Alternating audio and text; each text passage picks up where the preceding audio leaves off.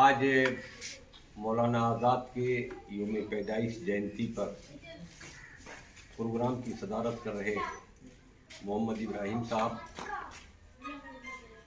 मेहमान खुसूसी मौलाना अब्दुल रशीद साहब, कांग्रेस पार्टी के बला अध्यक्ष इश्तियाक चौधरी साहब, खालिद हुसैन और हाज़रीन।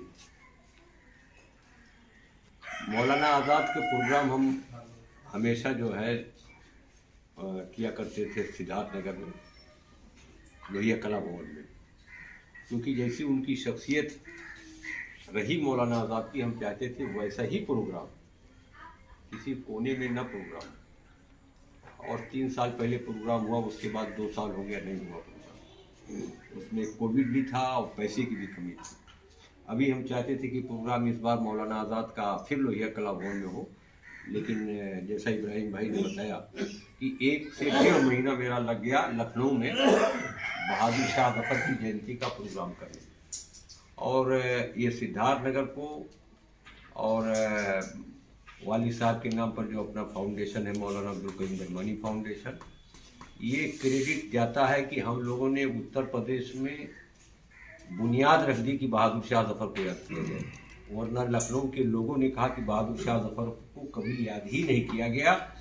और यहाँ तक कि बेहैसियत उर्दू शायर को भी नहीं बहादुर शाह जफर को याद किया गया, जबकि उर्दू अकेडमी कायम है, लाखों करोड़ों का खर्चा सरकार का होता है, उससे पैसा लेकर के लोग प्रोग्राम करते हैं, लेकिन बहादुर शाह जफर पर बेहैसियत शायर उर्दू शायर की हैसियत से भी काम नहीं हुआ, क्योंकि बहादुर शाह जफर एक उर्दू शायर भी थे।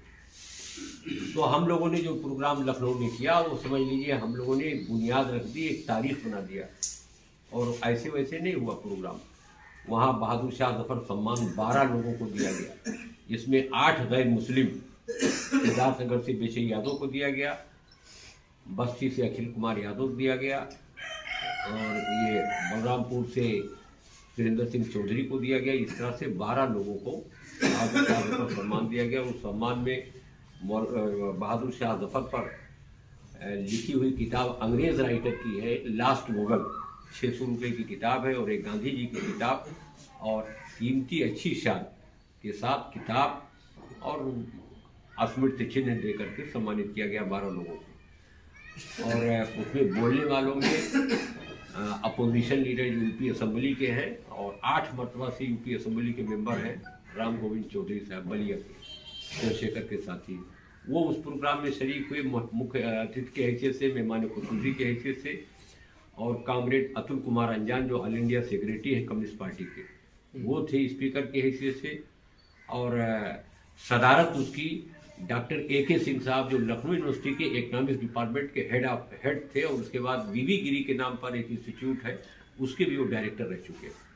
और कांग्रेस पार्टी के जो मीडिया के वाइस चेयरमैन है डॉक्टर पंकज श्रीवास्तव एक स्पीकर हुए थे, और कुतुबुल्ला साहब थे, भाई कुतुबुल्ला साहब एक स्पीकर थे। और लखनऊ यूनिवर्सिटी में प्रोफेसर साबिरा हबीब जो रशियन की प्रोफेसर है, वो थी स्पीकर। और बाकी लखनऊ और मलिहाबाद, लखनऊ के पूरा इंटेलेक्चुअल जो पढ़ा लिखा तबका है जमा था।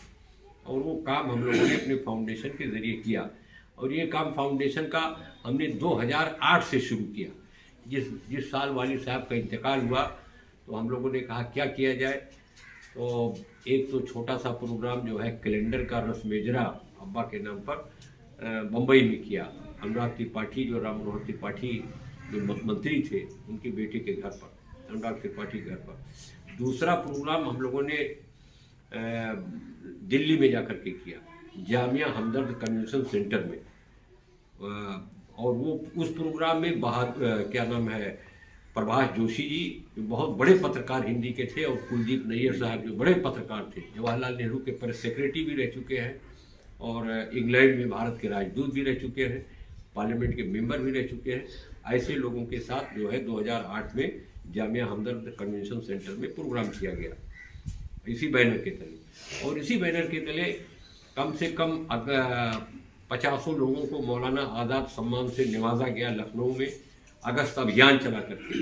और बम्बई में भी हुआ उस प्रोग्राम, क्या नाम है, मराठी पत्रकार संघ में, इस तरह से लखनऊ में 2 प्रोग्राम अपने हुए, और यहाँ सिद्धार्थनगर में तो 2008 से 3-4 प्रोग्राम मौलाना आज़ाद पर हुए। बहादुर शाह जफर पर इतना बड़ा एक्सेप्टेंस पूरे मुल्क में मुझे पहली बार जानकारी मिली। लोग मुगल का नाम लेने से डरते थे। जब हमने 28 अगस्त को जब देखा कि पंडित जवाहरलाल नेहरू का नाम स्वतंत्रता सेनानियों की सूची से मोदी सरकार ने गायब कर दिया है, तो हमने कहा ये जब जवाहरलाल नेहरू का नाम स्वतंत्रता सेनानियों की लिस्ट से गायब है तो बहादुर शाह जफर को क्यों याद करेंगे। तो उसी वक्त हमने बहादुर शाह जफर पर एक पोस्ट लिख दिया फेसबुक पर, और उसमें लिख दिया हमने कि मेरा मन है कि ऐसे बहादुर शाह जफर को जो 1857 के नायक थे, जिन्होंने अपने बेटों की कुर्बानी की, अपने सल्तनत की कुर्बानी दी और जेल चले गए, मर गए रंगून में, लेकिन अंग्रेज़ों के सामने सरेंडर नहीं किया, तो उनके शाय निशान याद में प्रोग्राम करना चाहिए। तो अनिल जैन साहब सहायक नई दुनिया के सहायक संपादक हैं, बड़े लिखाड़ आदमी हैं, उन्होंने कहा बिल्कुल कीजिए। एक अनिल सिन्हा साहब हैं, वो फ्रीलांसर हैं, पहले डेक्कन हेराल्ड में जनसत्ता में वगैरह वगैरह में थे, उन्होंने कहा बिल्कुल कीजिए। और पूरे मुल्क में जितने कमेंट आए हमारे फेसबुक पर, आधा गैर मुस्लिमों के आए, और उन्होंने बहुत ही अच्छे ढंग से बहादुर शाह जफर को याद किया, बहुत ही अच्छे ढंग से। उतना अच्छा मुसलमानों ने टिप्पणी नहीं किया जितना अच्छा जो है हमारे गैर मुस्लिम दोस्तों ने किया। तो हमारे पास जो माल है, जो हमारी कुर्बानी है मुल्क के लिए, वो हम जनता के सामने पेश ही नहीं कर पा रहे। मैं मौलाना आज़ाद का प्रोग्राम करते वक्त जब हमने जो कार्ड छपवाते हैं गैर मुस्लिम के यहाँ ले जाइए तो वो ऐसे सर आँखों से लगाते हैं और जो है इज्जत देते हैं, लेकिन हम खुदे अपने दीनी जलसे में परेशान रहते हैं, मजहबी जलसे में परेशान रहते हैं, और उर्दू में तकरीर करते हैं, उर्दू में अखबार में उनका प्रोग्राम छप गया, उसी खुश हो जाते हैं कि हमने बहुत बड़ा काम कर लिया। हिंदी प्रेस उनको कोई तवज्जो नहीं देता, इस वजह से ऐसा प्रोग्राम हम करते थे। तो आज जो प्रोग्राम ये शार्ट नोटिस पर हमने कहा कि हम चाहते थे कि बहादुर शाह वो मौलाना आज़ाद का प्रोग्राम जो है सिद्धार्थनगर में हो, लेकिन नहीं हो पा रहा है, तो कम से कम घर ही पर हम लोग 10-20 लोग इकट्ठा होकर के उनको याद कर ले। और गांव-गांव याद करना ये अपने आप में बड़ा याद करना है। अगर लोग ऐसे गांव-गांव पर याद कर लें तो सरकारें भी आपको याद करने लगेंगी। मौलाना आज़ाद के नाम पर काम होगा, बहादुर शाह जफर के नाम पर काम होगा। अब बहादुर शाह जफर की इतनी बड़ी कुर्बानी, उनके नाम पर दिल्ली में सिर्फ एक रोड है बहादुर शाह जफर मार्ग, या और कहीं मुल्क में 2-1 रोड और उनके नाम पर। मौलाना आज़ाद के नाम पर तो कुछ मेडिकल कॉलेज वगैरह वगैरह है, लेकिन लखनऊ शहर में मौलाना आज़ाद के नाम पर एक गली भी नहीं, एक टॉयलेट भी नहीं। और हम लोग जो है अगर आ जाए फलाने जयंती जो अलग अलग पॉलिटिकल पार्टियों से लोग जुड़े हुए हैं, तो बिल्कुल कूदते फाँदते हुए जा रहे हैं, फलाने की जयंती है वो वहाँ जा रहे हैं। लेकिन मौलाना आज़ाद की सरदार इनका जो है बहादुर शाह जफर को हमको याद करने के लिए जैसे हम बेहिस हो गए हैं, ये तो हमारे लिए जैसे कोई सब्जेक्ट नहीं। लेकिन हमने जो है 2008 से और 2021 चल रहा है, इतने दिन इंतकाल हुए हो गया अब्बा का, कहीं न कहीं हम हर तरह से जो है हम जो है ये लोग जगाए हुए हैं। और हम ही लोगों ने उत्तर प्रदेश में जो नागरिकता कानून चल रहा था साल भर पहले 1.5 साल, उस पर कोई किताब उत्तर प्रदेश में आई नहीं। पहली किताब नागरिकता संशोधन अधिनियम का विरोध क्यों, उस पर हमने ही किताब उस पर अभी जो है ये अपने आप में गांव-गांव में प्रोग्राम होना चाहिए। मौलाना आज़ाद के नहीं बहुत बड़ा जलसा रहे, बहुत बड़ा सम्मेलन, ये छोटा प्रोग्राम नहीं बहुत बड़ा प्रोग्राम है।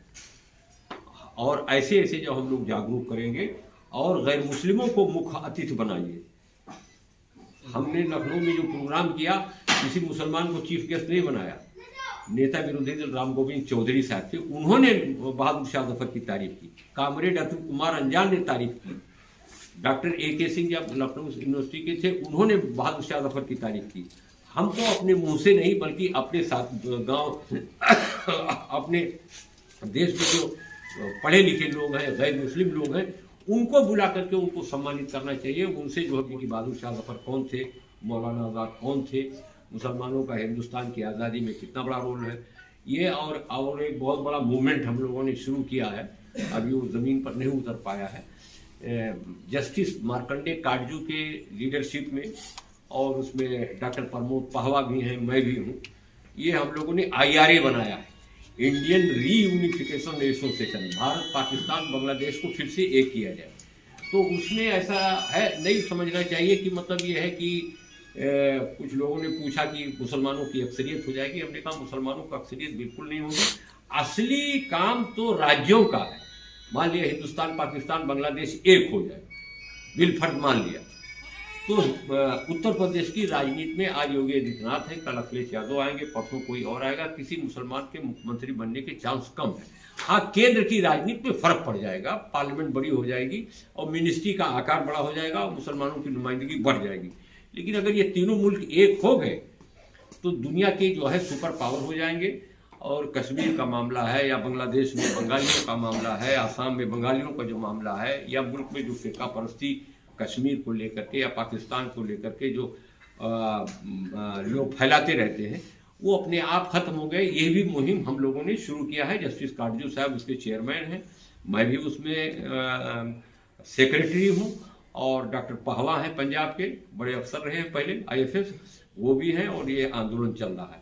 तो मुझे आज बड़ी खुशी हुई कि मौलाना अब्दुल रशीद साहब ने मौलाना पर बहुत ही अच्छी तरह से, पूरी तरह से बात रखी। और 2 नेशन थ्योरी के बारे में आप ऐसे समझ लीजिए कि इस्लाम की तारीख में कहीं भी मजहब के नाम पर कोई बंटवारे की बात है ही नहीं है। किसी तरह से 2 कौमी नज़रिया इस्लामी नज़रिए में कहीं फिट बैठता ही नहीं, किसी खींचतान करके भी नहीं बैठता।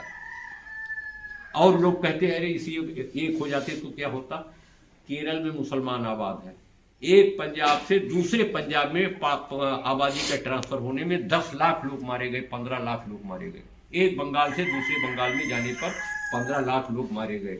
यहाँ यूपी से लोग नहीं गए, बहुत कम गए, पश्चिमी उत्तर प्रदेश से। केरल और लक्षद्वीप में समुद्र में मुसलमान आबाद, यहाँ से अगर लोग जाते तो करोड़ों मारे जाते। और ये नजरिया कि मतलब यह टू कौमी नजरिया तो ऐसे समझ लीजिए जैसे नरेंद्र मोदी ने अच्छे दिन का नारा लेकर के जो है आए और लोगों को जो है लूट लिया और सरकार बना लिया। ऐसे ही 2 कौमी नजरिया, 2 नेशन थ्योरी है, इस्लाम में कहीं फिट होता ही नहीं। इस्लाम तो इस किस्म की बात करता ही नहीं है। इस्लाम तो एक आलमी मजहब है, उसका मुल्क से कोई मतलब नहीं कि उसको सीमा में बांधा जाए। तो ये बातें आज जो है हमने रखी, मौलाना साहब ने रखी, हमारे जो है सदर इब्राहिम बाबा ये आए हैं, इन्होंने रखी। इनको आप लोग कीजिए और अपने अपने गांव में और हर जगह हर वक्त जो है मौलाना आज़ाद के जो आए प्रोग्राम, तो आप लोग इकट्ठा हुए और इसमें शामिल कीजिए। जय